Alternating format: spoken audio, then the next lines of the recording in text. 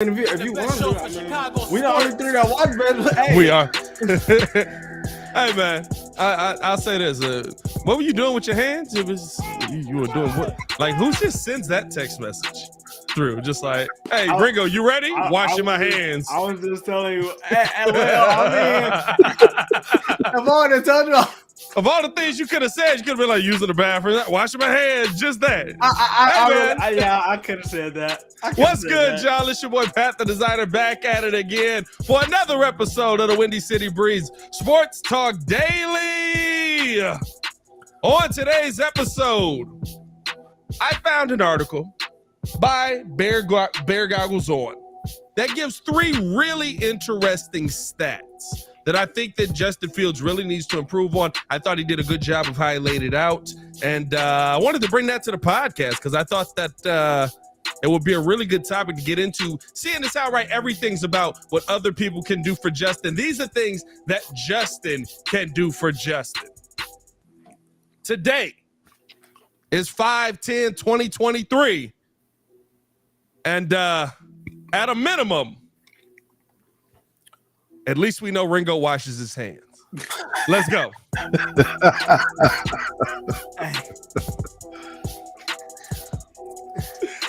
Hey, yo. Hey, yo. What's going on, everybody, man?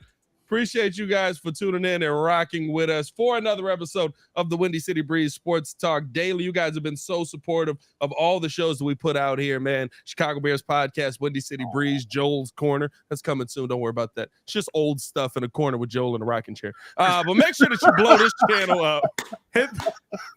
I need y'all to do me a favor. Go ahead and got the Isley Brothers on fire. Push the button. I do have it. I also do. Hit the like button, man. Stop playing with me. I also have the Isley Brothers over. It's a good vinyl. Hit the like button.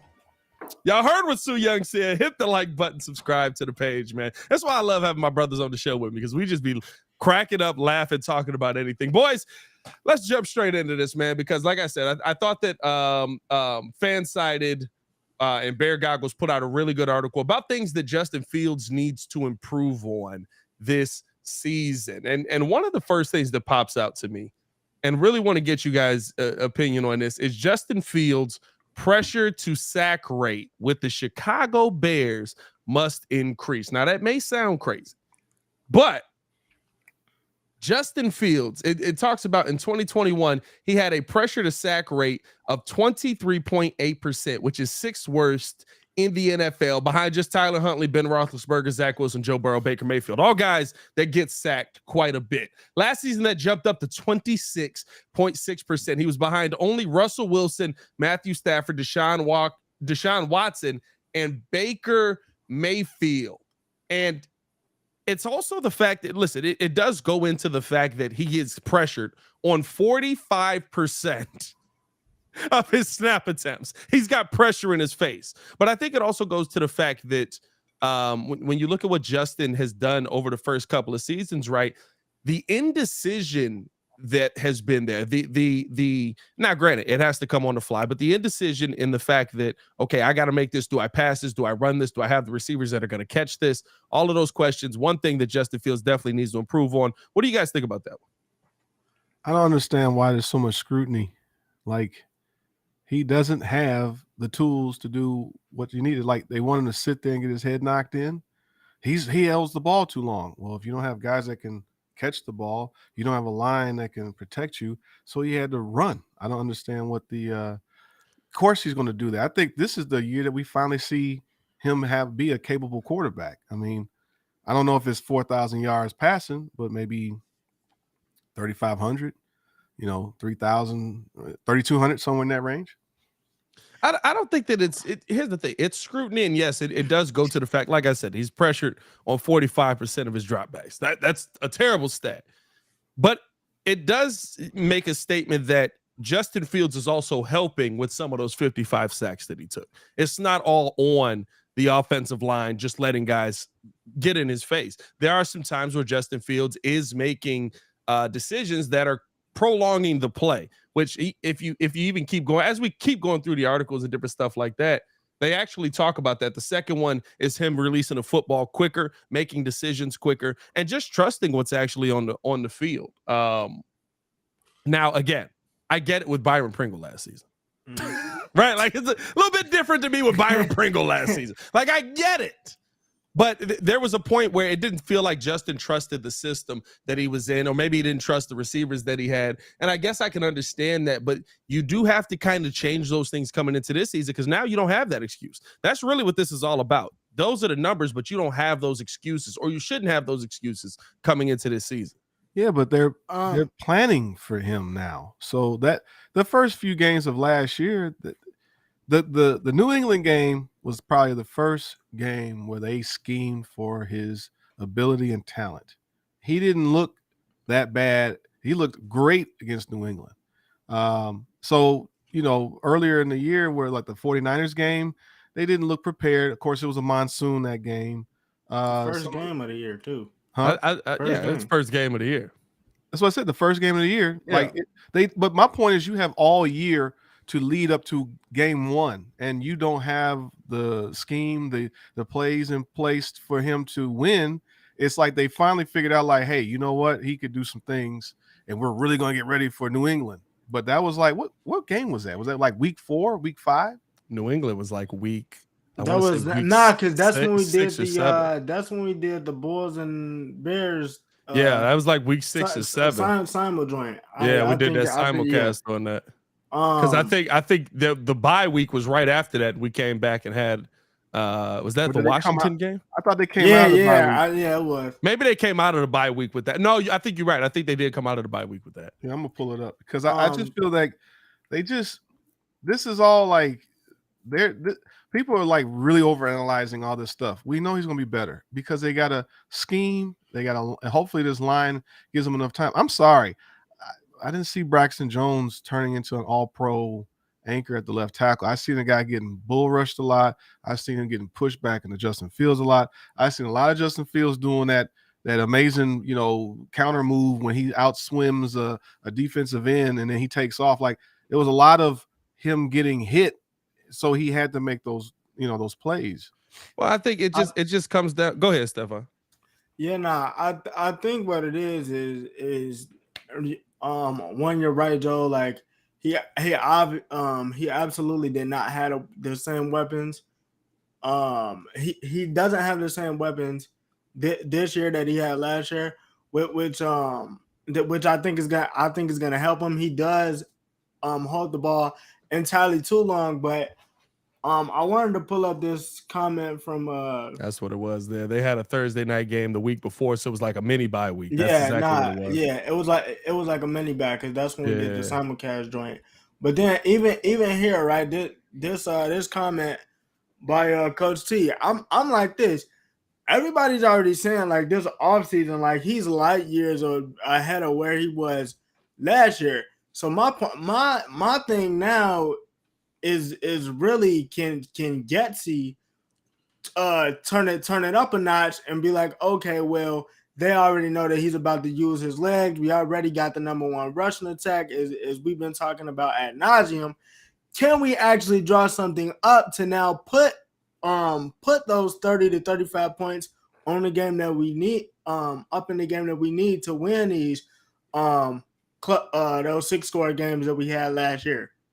But you also, I agree, but I think you also have to look at the fact that you got to trust that what Luke is drawing up is going to be there sometimes. Justin didn't. That's just what we saw last season.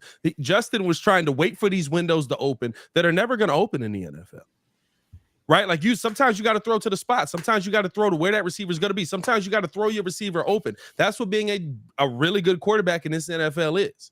Right? Like, and so to me, I look at it and say there were times where the play was there, right? And that Justin took off and ran. And Courtney Cronin brought up a really interesting point, even on his big run in Miami, right? Like there was a passing option that he could have made. And she said you could almost see Justin in like the replay going, I probably should have thrown that. but he got down to the 3, right? You could almost see like he was like, okay, I kind of saw. So it's the game slowing down for him as well. But I think that there does have to be a little bit of that. what I saw in the NFL or what I saw in college football isn't going to be here in the NFL. Yeah, but I agree that I'm not going to say or absolve him of not being able to make his reads to go to his progressions from 1 to 2 to 3. I just think that like when you get dumped into a situation where you're not really set up for success until finally, that was 7 weeks. That was week 7. 1, yeah. 2, 3, 4, 5, 6, 7 weeks before they finally looked like, oh, we can do something with this guy. And I just look at it that like it's not like the Mahomes situation where he's kind of put in a great situation with a great scheme, all the right players in place, and Mahomes got a chance to sit practically the whole year. He only played like week 16 or 17. He played one game that year. He played one game. He played one game last year. Played the very last game of the season of his rookie year. That already had the division locked up. Yeah. Right. So the point is that was the moment when Andy was like, "Yeah, we got it. We're gonna have to trade this guy." So I mean, and the point is that the whole point is that like he's got a steeper learning curve, of course, and he does have to be accountable for his actions in terms of him being able to throw the ball. But at the end of the day, you need guys that can catch the ball. I agree. And separation. Like we did not have guys that can really get free except Mooney. But I think we also say, right, like we say, oh, they finally started scheming for him. I think Justin finally started trusting more the scheme. Yeah. Right. Like Justin finally started to see the scheme for what was actually opening up for him. And the thing that changed in week 7 is to me what this final stat that they really brought up in, Justin started taking the underneath stuff. Listen, the quarterback is there. I love Justin. I love a quarterback that wants the deep play shot. But man, Justin, I love how they described him in this. They said if we would describe Justin Fields as an NBA type player, it would be 3-pointers and layups. the layups being runs and the 3-pointers being a deep shot, because that's really what we saw Justin Fields do last season. He was 35th in passes from 0 to 9 yards. There's only 30 quarterbacks. 32 quarterbacks. He was 35th. He was 30th in passes from 10 to 20 yards. And those are the easy ones, the gimmies, right? Like Justin wants to take that deep shot. And I love that. And I think if your number one option is open, you should, right? And I'm never going to begrudge him. I remember he missed the play last season. And me and Kid argued about this for an entire post-game show, probably, where literally, right, Justin ends up. It was a deep shot to Mooney. Mooney's running down the sideline on a maybe a streak. I think it was a streak. But Justin just overthrew him. But Mooney was wide open. And Kid was like, Cole Kmet was there at the tip at 10. Yeah. And I was like, but the deep shot was there. He just got to hit it. But the thing is, sometimes you do got to take the 10. Sometimes you do got to take the 5. The 5 can turn into 10. How many plays do we see from Patrick Mahomes every year, every single season, where he throws a 5-yard, little bitty flip pass that goes into a 45-yard, 50-yard touchdown, right? Like, I think that those are the things that you really got to take advantage of. And I think the thing with that, right, is like it is two things, right? It comes down to trusting the receiver. But then because even though you could say Patrick Mahomes, I'll bring up Joe Burrow, Jamar Chase, Travis Kelce, like these much catch it, these much got game breaking speed to the point where even if you give it to me 5 yards, I can break a couple tackles, get you 10, maybe 15. Same thing with Jamar Chase. I mean, I'm a Giants fan. I've seen Odell do it ad nauseum. I think the other flip side to that too is this. Patrick Mahomes has also said, like, while he went into the perfect situation, sat behind Alex Smith, basically sat the whole season, being coached up by Andy Reid. It takes a while to learn, learn the actual playbook of what's there and what's not. And I feel like with him now coming into the third year, second under Getsy, now he has the ability to turn it up, and now he's going to be able to take that short stuff to make the team more lethal or the offense more lethal. In that sense, he's got to trust his guys, and I feel like now I guarantee you he has the ability to be like, yeah, I trust DJ Moore to go get me 5, or I trust the Kokomet to go get me this 7 yards right here. The good thing is that everybody slated to be there would have been training camp. If you saw last season, he didn't throw to anybody that wasn't there would have been training camp. N'Keal Harry got like one pass to him. Like N'Keal Harry was like, I'm back. Justin was like, you're not. I mean, but the thing is, it takes years for these guys to learn. This is a very hard. I mean, you're talking about the 0.0000 some percent of the world. It's only 32 of these jobs in the entire world, and only 15 of the guys are bad at it, and only 10 of them, and maybe 10 of them are actually proficient. So it takes a while to learn this stuff. So that's why if guys can stay long enough, like. What's funny was I remember when they hired Trestman, for example, and I was like, they should have stuck with McCown, because McCown had been in the game. He'd been a quarterback for years, but he was mastering the system. But they were so in love with Cutler's ability. You were a Joshy football guy. Huh? You were a Joshy football guy, bro. I mean, I'm a football guy. My point was that you've seen where's that? Put the GM hat on right now. No, but what's the name? Who was the guy from Oakland that was the old guy, 36, 37, MVP in the same system? Rich Gannon. Yeah. Like Peyton Manning was a master of his offense. Like he was already had the talent. Yeah. And then he became like Zen master of this system. He took Howard Mudd's system and he knows it like the ins and outs, like the back of his hand. So it takes time. If these guys can stay healthy, the whole issue is can Fields stay healthy enough, don't get his knee blown out from running, and and then he can master the system if he's a genius. Like Mahomes might just be like a genius level dude. No, Mahomes is just a genius. He's a genius. Mahomes was like, I just figured out how football worked like a week ago. Right. And yeah, that's different. It's like Meteor Man. Y'all remember Meteor Man when you touched the book? Yeah. I'm weak. That's exactly how it was, bro. I just think here's what I'll say, right? Though while I agree with you, I think that's a different NFL though, right? Offensive coordinators stuck around a lot longer. You didn't have offensive coordinators getting snatched up every other year, right? Like if Justin Fields, here's the thing, here's the reality. If Justin Fields is successful this season and takes a leap and has a 3,500 yard, Luke Getsy's going to probably get looks for a head coaching job. Yeah. Right. So now you have to sit here and talk about, now he's got to relearn this system. What are we going to wait for him for on a year 4 to relearn another system? Well, no, now he's got to. They're going to promote a quarterback's coach. They're going to keep the same system in place, but that's like I'm looking at B-Dog's do. comment about the narrative. It's like, dude, this is business. They can't. It is make or break that Justin Fields does well, because when they're looking at $250 million, $300 million.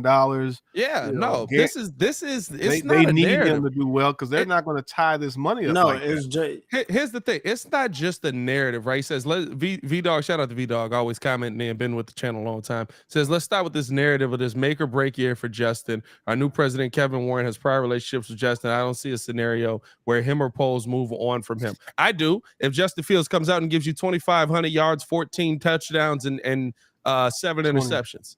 Yeah, there's a reason that Ryan Poles has set up his season or his next season the way that he has. It's strategic. Guess what? You know what can still be here if Justin Fields isn't here? Darno, right? Braxton Jones, Tevin Jenkins, Nate Davis. Those are pieces that can still be here. You're not looking to bottom out if you move on from Justin Fields. You're looking to have a team built in place that helps Justin Fields be better. But if Justin Fields don't work out, if he doesn't come out this season and show you the oh my God talent that we feel like he does have, and I think everybody here feels like he does have it, it just needs a little bit more to bring it out. I think they're going to be looking to go get his guy. And I think got 2 number 1 picks. You could trade up. You got options. No, depends on where them picks is at. And I feel like it depends on where them picks is at. I don't think Carolina gonna be that bad. If it's a dude, trust me, you got 2 number 1s. I guarantee you, if this guy, who's the USC guy come out next year? There's no way they're getting Caleb. I'm just saying they'll probably trade both picks and a number 1 next year. The Cardinals do not like Kyler. Kyler Murray about to not have a job. Like here's the tough part. Who does like Kyler? No, the guy that I'm drafted not gonna lie. Nobody. No, he don't. He tried to move on from him. The coach is gone. Right. I said the guy that drafted him liked him. They're all gone. Yeah, no, Steve Keim got fired. Yeah. That's what I'm saying. Yeah, The guy that they're gone. And I think to that point, right, about it not being a narrative. I mean, man, look at somebody that kid brings up once in a while, or at least mentions once in a while, Taylor Heineke, for that matter. Like, what is as bad as you said it, that word, like Carson Wentz couldn't really get them any wins. Taylor Heineke. Facts, Baki. Say, hey, Pat, what did Diop say to Kyler? Hey, what do you see? What you seeing, bro? I'm going to get you the ball. I'm going to get you the ball. Hey, be patient. I'm going to get you the ball. Hey, that's the best part. He don't see nothing. He too short. This is the part that cracks me up when Muns are like, the narrative about short quarterbacks needs to die. It's not a narrative. If a 6'5" gentleman stands up in front of a 5'9" gentleman, you can't see over him. Yeah, right. There's no way he sees what's down the field. He has to trust the system. I'm gonna get you the ball. I'm gonna get you the ball. What you see? What do you see? Nah, but I mean, even then, right? Carson Wentz, like legit, he really couldn't get any wins for the Commanders. Yeah. Taylor Heineke comes in, he's like, hey, at least he knows the system. You can make the argument he had Washington down there until the very end, twice. I mean, he stepped up in the big moments. Now he's not. He's probably going to be the backup, or I think he went somewhere else this coming up season. But don't just think because somebody comes in and he's supposed to be superior, thinks that he's going to sit there and stay. Because if he's not improving and we put the weapons around him, he's going to be gone. I mean, they got Terry McLaurin. They brought in Jahan Dotson, who everybody thinks can play. He was just hurt. So, I mean, now Sam Howell's going to get a shot. That's the problem. We live through that. We live with Rex. We live with Rex. But that just goes. Hey, but Eric Bieniemy's over there now, though. So, but listen. I don't think that Eric Bieniemy is a wizard. I think that Eric Bieniemy is a good OC that had Patrick Mahomes. I don't think that he's a god. I'm not saying that he's a god, but we don't see. I do think that he could be a good head coach. I think that he's a good OC. But listen, a good OC with a bad quarterback is still a good OC with a bad quarterback. Or it could be the next iteration of the Patriots, where like just because they had coach is great. Brian Daboll, Daniel Jones. That's all you need to know. Right, yeah. He got them. Yeah. They still barely got in they got in the playoffs. Good job. They won a playoff game. They barely get in the playoffs. Y'all, right? They made the second round. All right. Oh, I forgot. Sorry. They got in the playoffs and made it to the second round. Congratulations. I'm not gonna lie to you. If they had because who'd y'all play in the second round? No, y'all got stomped in the second round. Who did we play? No, we y'all got murdered. Yeah, y'all got stomped in the second round. Who did we play? Exactly. Man, it was that bad. I appreciate y'all for showing up. Hit that like button, subscribe to the page if you guys haven't done so. I feel like here's the thing. While there are moments, and we can talk about what Luke Getsy does or doesn't do, we can talk about what Luke Getsy does need to do or doesn't need to do. We can talk about what the offensive line does need to do or doesn't need to do. There are moments where Justin Fields has to be that guy. If you're that guy, you're that guy, right? Joe Burrow doesn't have a perfect set of circumstances now. It's gotten a lot better since he's been there. But he didn't have a perfect set of circumstances coming in, and he still looked really good. And this is the quarterback that I get, like, we're just like, just give me something. No, give me a franchise quarterback. I'm not sitting here for the just give me 3,500 yards and 25 touchdowns. No, I want a franchise quarterback. Well, that's just like having. I've been rooting for this team my entire life. I've never seen somebody that could actually throw the football consistently and be accurate. It's not even that. It's just commanding, being a true leader of the team. Otherwise, you might as well get Jared Goff. He's threw for 4,000 yards, and that's what I'm saying. You know what I mean? It's like. Well, we had to cover. But McVay is a great OC. But here's the thing. If a great OC. But here's the thing. If I take Jared Goff out of Detroit and I put him in Cincinnati, he doesn't thrive in that situation with pressure in his face all day. No. If I take him out of Detroit and I put him in Kansas City, he doesn't thrive with pressure in his face, right? Like, there are guys that have to be if you're that guy, you're that guy. Now, what I've seen from Justin Fields, especially last season, tells me that I believe that he's that guy. But now you have the weapons in place, and that's what it comes down to for me. This ain't the old school NFL where it's like you don't have to show me or if you don't have the offensive line, it's okay. You just don't have to make plays. No, he's still got to make plays because guess what? He's got the receivers now. He's got the running game now. We think he's got a better offensive line. We'll see what that ends up panning out to being. But even if it's 16th, that's 16 spots better than where it was. Well, I'm ready to just win. I'm tired of mediocrity. So, and that's what it comes down to. You know what I mean? Like to me that's what it comes down to. If you're gonna take a certain player, the player's got to make this. The chat keeps feeling like we want to move on from Justin Fields. No, nobody's saying no, that. it's not. Nobody's saying we're giving up. My point is that I think he will do what he needs to do. We finally have an offensive system and identity that we've really never had before, where we really like, and then you got someone's talent enough to fit the scheme around this man's talent. It's not trying to put a square peg in a round hole with him. Yes, he will come along as a passer, but you got to work with the guy. But nobody wants to move on from him. All we're saying is if he doesn't do well this year, they're going to move on from him. They're going to move on from him. It's just they're not going to guarantee. It's the Trubisky thing all over again. They don't want to pay him $200 million if he's just an average dude. Yeah. So, and I think the biggest thing about it is like Paul's basically said to him with the moves that he's made, we've shown you that we're willing to back you up. Now prove to us that you could be that guy. Show and prove. That's it. No, 100%. No, I believe in him. I think he's got it. I think, I mean, we've seen a lot of bad quarterback play. We've seen average quarterback play.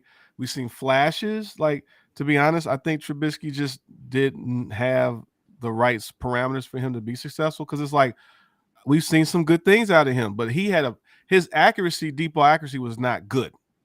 But his athleticism allowed him to extend plays. Now we got a guy where Justin Fields has accuracy. He's got touch. And he's a super athlete. Like he's fast. Like he's leaving people when he runs off. Bro, the one I forget which run was it. I know it was a home game. He like spent off two people, got hit, went back the other way, then like took off 60 yards down the sideline. That versus Dallas? Was it? No, it was a home game. And he like spent off two dudes again, ran into the end zone, but they called it back because he stepped out of bounds. It was like stuff like that. Like you talking about Lamar Jackson, that's video game stuff. Like that's video game stuff. And he's shown you, like even there, he's going to come along as a passer. I feel like as fans though, you gotta learn how to be patient. Like it's gonna be some lumps in there. Shout out to B Bill. He says the Eagles game. The Eagles game. Yeah. They're not gonna average 40 week one. Now, if they do, hey, shut me up. They're going crazy. But right. I have a feeling that it's a process. To be honest with you, I was looking at these scores of these games that they lost last year. They were right in a lot of them. Bruh, you're talking about like 3-point losses, 1-point losses. Like they weren't only a couple of games they got blown out, but they had the potential to probably have it. Like I think they actually could be a true surprise because we got 3 receivers. I don't think Mooney. I told y'all, I called it. I mean, I'm not even been a year with Mooney, but the rookie might have to step in. It's between Velus Jones and the rookie to take over that slot spot. But we got a balanced group of receivers, tight ends, and then we got 3 running backs. Like, dude, it's going to be easy for him, in my opinion. And if the line is just half as good, I'm not saying they got to be all pro and he never gets sacked, but it sounds like it only took this man Poles 1 year to rebuild this team. Yeah. And I don't think, I'm being nice, or like I'm trying to be safe and say 10 wins. These jokers could come out the game and actually win the division based off the offense and if the defense can hold. Maybe. The reason why I wanted Bijan was that the defense may not be top 10, but if you can light up the scoreboard and you can run the ball, you can keep that defense fresh. Because that's all our problems. Half the defense, it was gone. It was gutted once We lost Roquan and well, I'm sorry. What's the name that went to Philly? He was already done. He wasn't that much of a factor. But with the Philly. Oh, Nick Foles. No, not Quinn. Robert Quinn. Robert Quinn. Quinn. Yeah. I think what it is with me, especially on the offensive side of the ball, I'm not with Pat on like, because Pat was like real bullish on getting Claypool. I don't see it. But the one thing that Paul sees out of him, if nothing else, is the fact that these dudes block. What are y'all talking about? Why is everybody dumping on Claypool? In-season trade. I'm just saying. For skill position players. No. I'm not saying. I wasn't even talking about the. He didn't want him when I said to trade for him, though. We all seen the clip. Hey, you're right. But I wasn't sold out of him coming out of even when he was in Pittsburgh. Yeah. I think here's my thing with what Justin has now with the weapons and stuff coming into this season. And this is why I think that we need to change. First off, Bears fans, we got to change our mindset. It's an offensive league. We have to update our expectations. I saw people in here talking about, I don't need him to throw 3,500 yards. I don't need him to throw. Yeah, we do. Bro, yeah, I need y'all to understand that's a basic quarterback. Yeah. 9 quarterbacks in the NFL threw 4,000 yards last season. Yeah. One of them was 100. Tom Brady threw 4,600 yards last season. Kirk Cousins threw 4,500. Geno Smith threw 4,200. Jared Goff threw 4,400. Pat Mahomes threw 5,000 yards. He's insane. We're not going to. I don't need that. That's insane. I'd like it, but I don't need that. Josh Allen threw 4,200. Justin Herbert threw 4,700. Joe Burrow threw 4,400. Trevor Lawrence threw 4,100 yards. Guys, 4,000 yards. That's 9 quarterbacks. Because a third of your league. And through 4,000 yards. The amount of players that are in the 3,500s is a long list. That is basic quarterback. Yes, we need Justin Fields to throw 3,500 or more yards. Yes, to have a franchise quarterback, he needs to throw over 3,500 yards. Yeah. That is basic in this NFL. Jalen Hurts, I believe, threw 3,700 yards last season.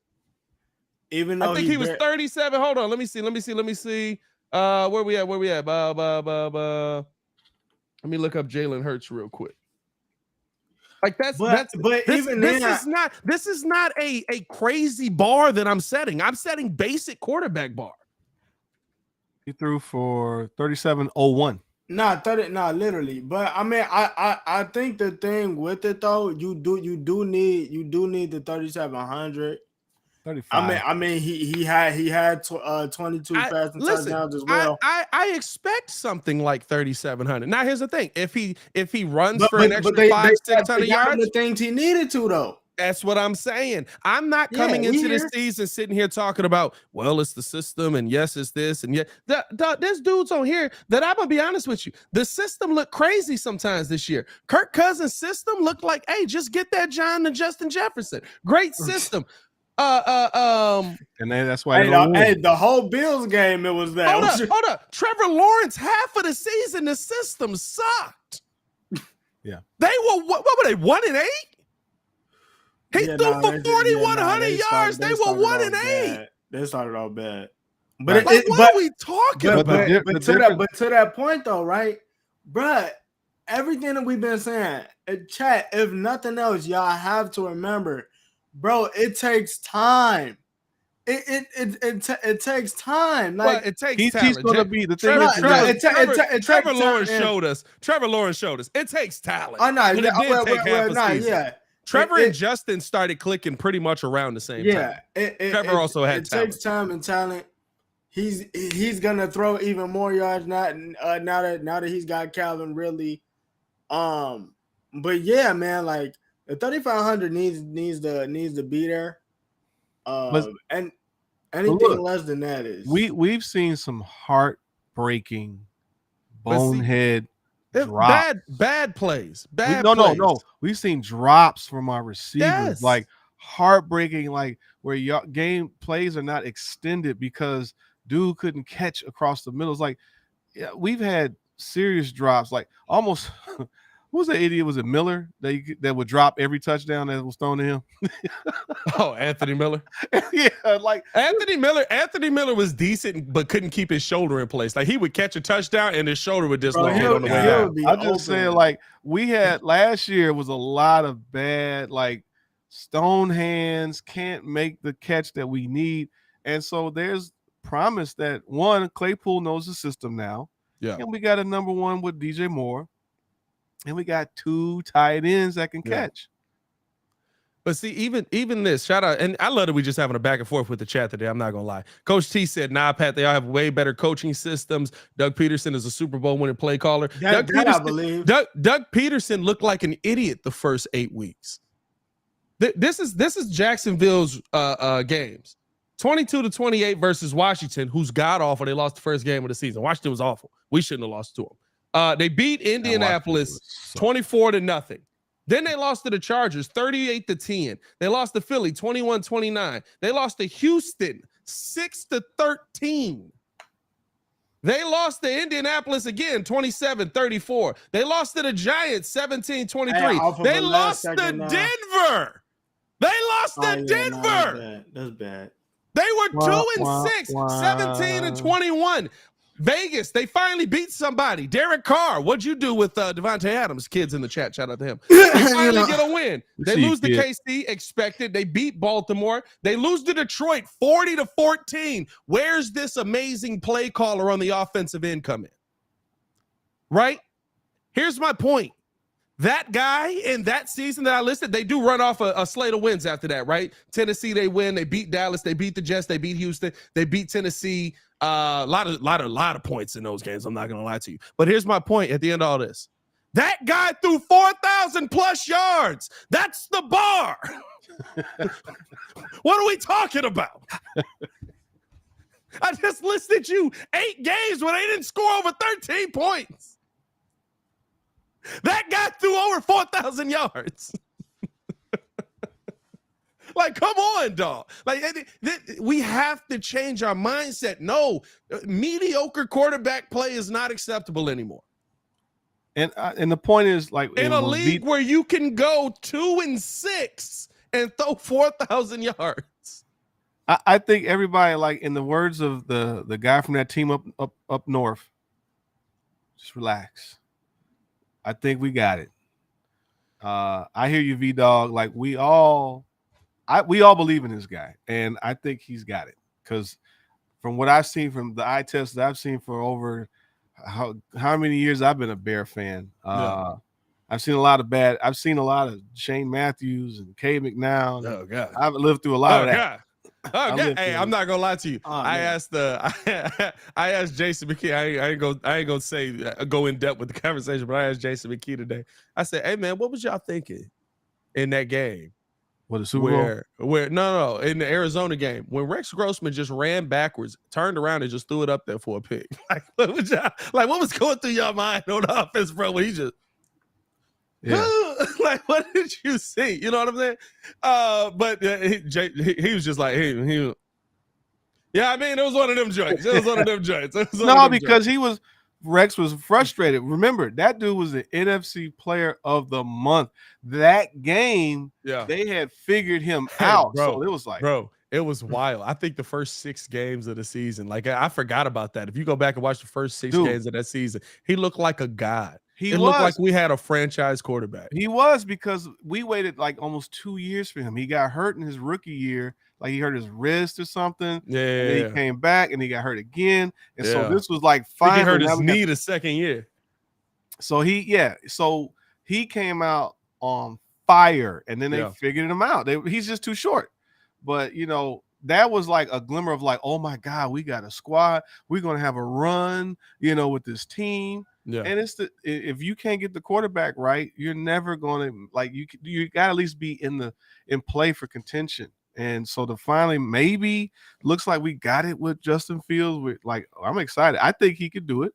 Yeah. And until we get to at least game 1, game 2, because honestly, if he comes out flat game 1, we're gonna be like, I ain't tripping. Here's the part that gets me excited. I don't think he will, right? I think that this is going to be a season where all of a sudden we see Justin Fields start to make the right moves and move in the right direction. Because to me, again, I said this earlier, this is year 2. This is the first time since Ohio State where he's in year 2 of a system. Right. This is the first time since Ohio State where he's in year 2 of a system. That makes a big difference. Now it's not about Justin Fields figuring out where people are supposed to be. It's about everybody else getting to the right spots and Justin being and trusting enough of what he's seeing to make the pass to get that to where it's supposed to be. And I think here's the thing too. I think that this Bears team still is going to run the football a lot. I'm gonna tell you this right now. If y'all haven't seen it, we did have the Sexy Rexy era is one of the biggest pump fakes in sports. Hey, bro, facts. Hey, bro, facts. Hey, this man came out the first 6 weeks First and 5 looked weeks, like baby. Peyton Manning, bro. I remember living I was in my condo. Over. I remember living in my condo watching this game, like, what's going on? But then Devin Hester was just going nuts, and that defense was crazy. Like, oh my God. Devin.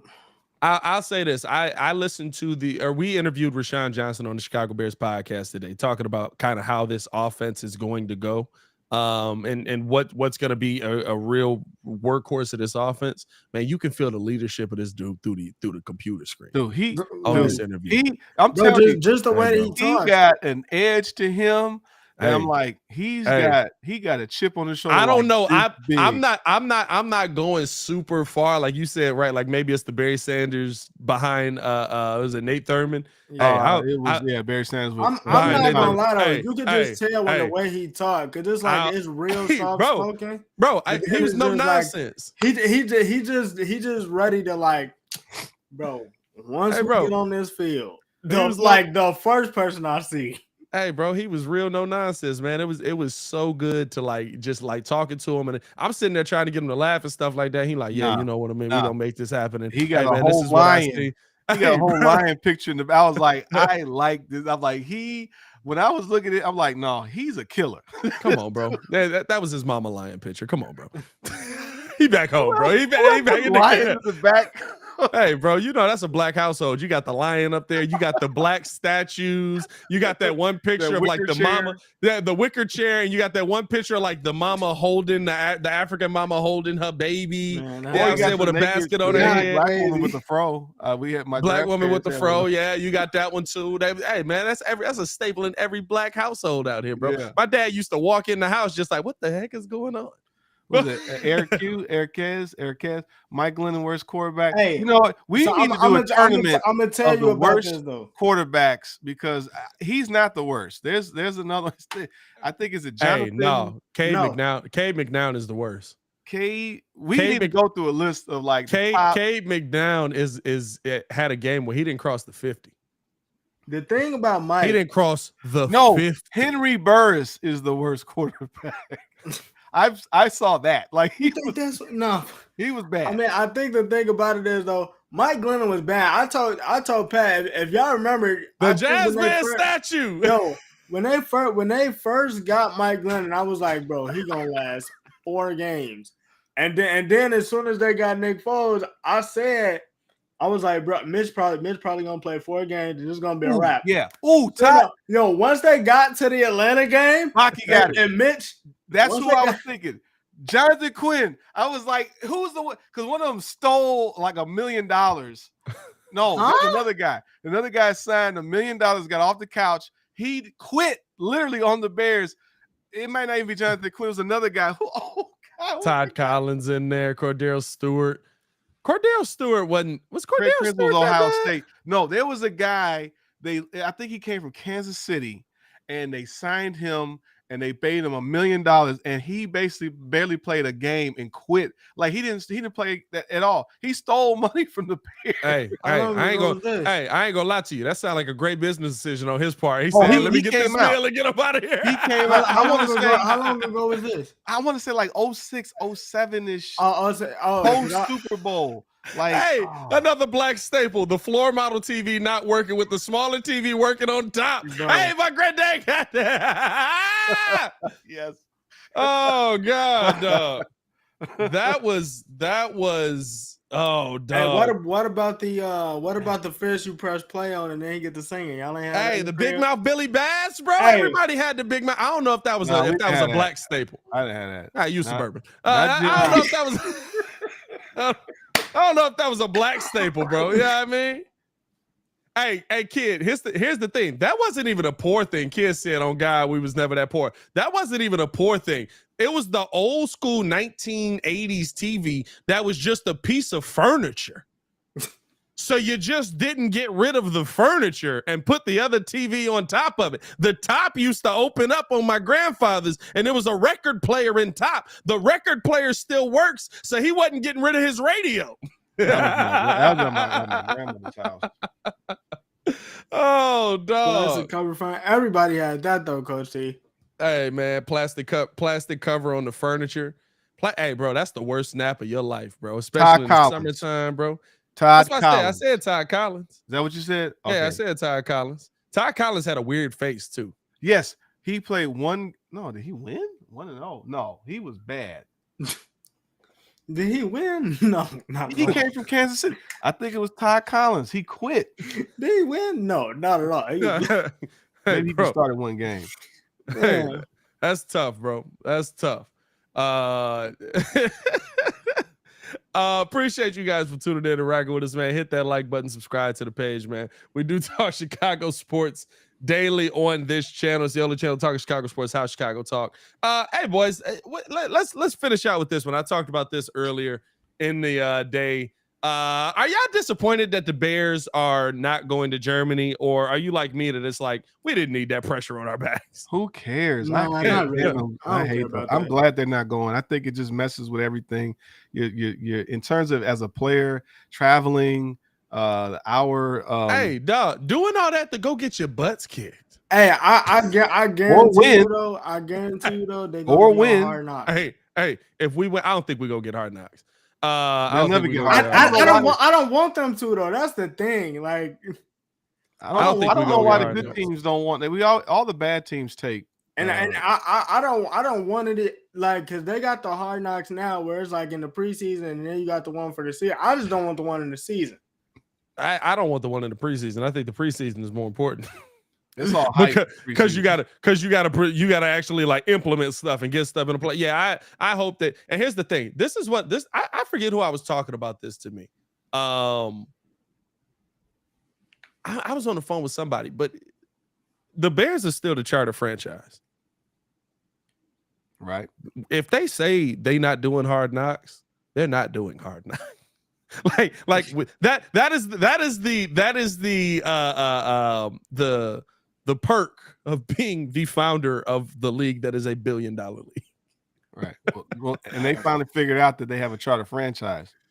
Yeah. Well, yeah, it helps that that's also happening too. And that's why Hard Knocks wants to do it. But it's like, bro, like, no, you're not coming in here. You're not sitting here talking about first off, the Bears think that they hiding government secrets in that building. So, and maybe they are, you know what I mean? Maybe that's what it comes down to. Being the peanut counter people that they are. Right, Gary, get it. Why are you bringing up old stuff, man? Somebody I'm worried about Jordan Love.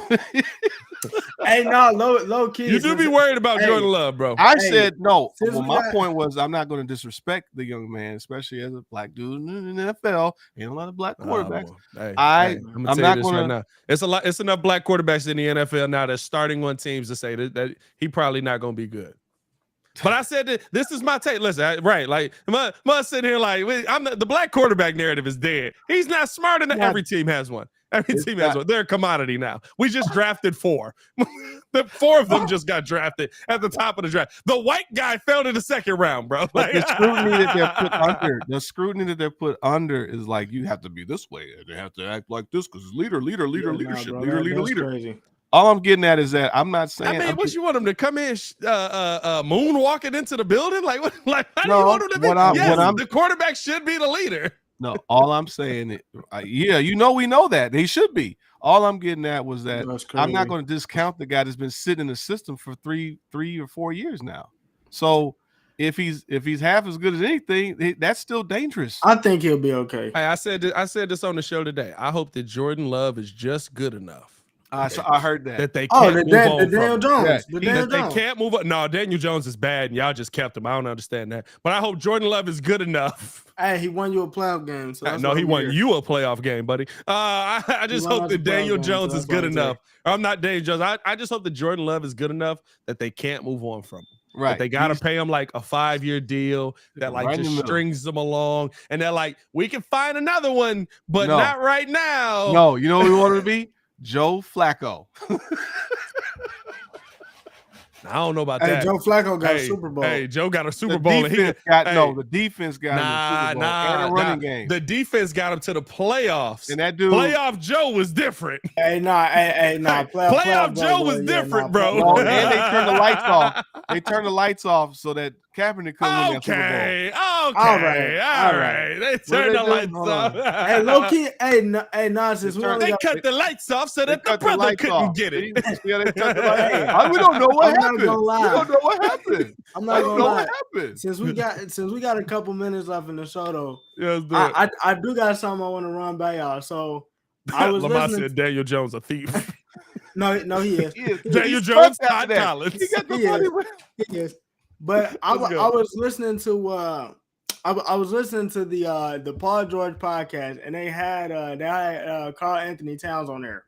Yeah. And at the beginning of the podcast, they were saying that that the haircuts in the league, bro, is like is not what much think. Like I think they were saying like you finna bring the old man out of Joel right now. Let's do it. No, Cat said he paid. Well, no, he said Jordan Woods pays for his cut. So it was like 100. Yeah, he literally said that. He said that.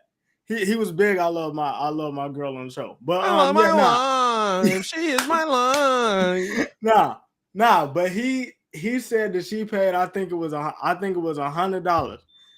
Paul George paid $500. So then he talking about he need to get his money back. But I guess it depends on what you get, because because Jackie said $250. So I'm not. So in actuality, if y'all was in the league, like real talk, because they said that like some cities' barbers is different. How much you willing to go for an NBA league cut? Here's the thing though. I think that the difference is right. Like it depends on who you're going to. But if I kept my barber now, shout out to Skippers Clippers, I would give him $250 off the love. If I got an NBA contract, I would break you off $250, $500, whatever it is, off of the love of like, yeah, my haircut don't cost this much, but like, you've been rocking with me since I was a shorty, huh? I'm gonna break you off, and I think that's what a lot of them must do. Or you have your entourage, your team, you have your nutritionist, you have your barber. I would probably do it that way. But that's the thing. Hey, that's the thing too, though. Like, shout out the kid in the chat. He said, "I want the barber to come to me, $500." Like, that's facts, though. Like, listen, bro. Like, I'm Paul George. I'm like, you never gonna see me. I will say this. You'll never see me Kevin Durant. You'll never see me. You'll never see me on TV with. Hey, relax. You'll never see me. Hey, calm down there, Michael. You'll never see me on TV, like knowing I got a game. I don't care if I'm at home or not, and just like, hey, bro, I'm just living out here. Like, you'll never see me Brandon Ingram either. I can't vibe with this lazy slave look style. I can't. But Brandon got it's either the fro or the braids though. I'm kind of wondering like how much Giannis's is, because the beard is crazy. The beard looked like he just got off a llama style. That's crazy. He just cut his. I think at minimum, probably if I had the NBA contract, I am doing the $250, probably $275. But it's like when he said $500, I was just like, Well, I mean, what's the point? I mean, they are gazillionaires. That's like think, giving them 5 cents. I think that's the thing right now. I will say this: I'm not doing it for the NBA's barber, right? Like I'd have my own guy. Oh, bro, everybody got their own guy. I feel like. Well, no, because some of the teams provide the barber, absolutely, so that you can get a cut on the road and stuff like that. I ain't going. They actually cut their hair. Hey, bro, you said, do you feel like that's the sports clips guy? That's bro, you know it's the random. He's giving you the 3 all the way around, bro. It's the random sports clip guy. That's the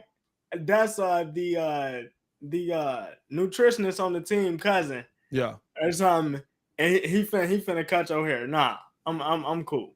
Kevin Durant got the worst. Who got the worst hair in the league? It's probably KD, right? No, it's the dude that we were showing before. That headband be optional. Oh, you talking about the guy with the 6 foot? Yeah, nah. Where is he at? Is he in Indiana? Nah, is he in it? No, yeah, he is in Indiana. Who's the guy with the 5 head or the 6 head? You gotta pull it up. I gotta find buddy, nah, bro. He got the worst, dog. I'm not gonna lie to you. That man got an 8-foot headband. We seen that man without a headband one day, and that man looked like he was. Hey, he looked surprised. Who is number 9 on Boston? That's what I'm talking about. The guy with the 6 head. Oh yeah, nah, his is bad. He looked like somebody tried to draw. He looked like somebody tried to draw Klay Thompson from memory. That's how Derek White looks. Nah, Derek White. Nah, it's bad. I got it. I got him. Ooh, You did. Durant need to pay somebody to brush his hair. I mean, look, like he's the epitome of like I really don't care. Y'all just. I'm really trying to. Bro, but see, this the thing. This the thing. Nah, he just got bad hair. This the thing though. This the thing. I am okay with that in a basketball sense. This man be doing that on like the ESPYs. Oh, is it O'Shea Brissett? Is it O'Shea Brissett, bro? Hey, bro. Hold up. Let me look this man up. I'm finna drop this picture in the John if I can find this, bro. Well, this man. It's O'Shea Brissett, brother. Hold on. Katie got that grown man like. I mean, not, but see, my thing is he only owned a beanie, a hoodie, and whatever joggers that man got going. He don't even change everybody else. He don't even change the fit up. I'm trying to see. Now you got to get a picture from this year, bro. I swear, it's not. I can't find a picture from this year, bro. Nah, hey, that man got that, John. That mother looked like he was giving an interview without that joint. I think he's got braids or dreads in it right now. Or that's a couple of years ago. Oh, here go a good one, right? Nah, that ain't it. That's from last. I don't know, man. I can't find this joint, bro. But yeah, his be back there. And you got to find that specific interview too. Chris is up there. Chris Middleton is awful. Chris Middleton need to let his hair go. Chris Middleton got the worst. Hey, if you Google Chris Middleton, the third thing that pops up is Chris Middleton hairline. For real, you serious? You for real? Hey, bro. First thing that pop up. I'm trying to see that mud, bro. Hey, Hayes got Jesus, dog. Like, let it go. Hold on. Let me throw this up in here, bro. That man, his whole thoughts on display. Hey, bro. Hey, it's time for. Oh, is it not go upload? Come on, dog. We're trying to close this out on a funny note. Let's see. Here we go. Bow. Jeez, dog. Bro. Hey, let it go. Ooh. Hey, let it go. That man got a yarmulke for hair. Bro, I was finished. That man got a yarmulke for hair, bro. Hey, man. My bar mitzvahs. Hey, bro. That's like a legit 2 inches from his normal forehead. It's like, wow. I might as well did that. Bro, that's bad. Hey, DeWine Hill said name an ugly bald cut. Hey, man. Nah, that's bad, man. Hey, we appreciate y'all for showing love, man. We just sat on here and trash muds for like the last 10 minutes. But hey, man, let's I think we had a good conversation here about the Bears. Good talk. Hey, Chris Middleton got to stop, bro. That's one of the worst I've ever seen, bro. Did you see? I saw a clip of Carlos Boozer. And the beard is patchy. And you can't have like your hairline back and patchy beard, bro. We see the patches, dog. It's got to connect. You say you saw pics of Carlos Boozer? No, there was a post, or I saw a post talking about Carlos Boozer, and they were like asking, like, dog, what was you thinking when he did the Beijing thing? Like, I did see that. Yeah. Yeah. Fair. He said the barber bamboozled him, bro. He said the barber told him basically bro. he said the barber told him, it's going to look normal. But like he did it like an hour before game time. So he had to go play. Yeah. Hey, he said he showed up. Everybody was like, yeah, it looked I remember that game. He looked pretty bad. Because No, I had flashbacks because that happened to me when I was getting married and my stuff was thinning. And my barber, this was new stuff. So he pulled the spray out and it's like, what's that? He was like, don't worry, I got you. But my stuff was nice though. yeah. It didn't look like a shiny, bowling ball like Carlos Booza's did. Hey, dog. Hey, first off, AC Adams, shout out to you. I'll be straight in Turkey, bro. You bringing my hairline back if I got that much money. I don't want to do all that. The second, if I got NBA money, you What bringing my you mean hairline back. Bro, everybody is doing that, Hey, Joe. Dude, they plugging that mess out. You stuff, man. Hey, Joe, Deion Sanders got hair again, bro. I know it worked. I mean, Deion Sanders got hair again, bro. Hey, scratch that. You saying there's hope? Scratch that. Urlacher got hair, bro. Yeah. You say there's hope? They can bring yours back, bro. No, I mean, I got. Hey, Joe, my stuff was almost like yours. Hey, not as long, but and you got the right kind of money. You know what I mean? So you can get the job done out here. You know what I'm saying? Shout out to Joe. Shout out to the super producer Joe Holt out here, Big Bag Joe out here. If he ever hit us with fellas, I'm gonna be back in a week. I'll be back in a month. Yeah, it's gonna be about a month. Yeah. Hey, my boy, we looked into it, and we got a friend that did it, and I do know that it's like working, but it's just like that's a lot to go through, Hey, bro, it's a lot. He's just gonna be on the flight talking about some. Hey, but Joe, I got my you wife. can brush your waves again. But I won. No, bro, Joe. This the thing, though. This is about you. It's about what you want to be able to do. You know what I'm saying? That's what it is. Hey, listen, bro. It's Smugs out here getting ab surgery. I thought about it. It's Smugs out here getting abs. Hey, I've been on the other side for 2.5 weeks, bro. I'm like, this gym ain't worth it, bro. How much that ab surgery costs, bro? Let me get this thing out of here, bro. I don't know, man. They got to knock me out. I just want to wake up and be done. I don't want to.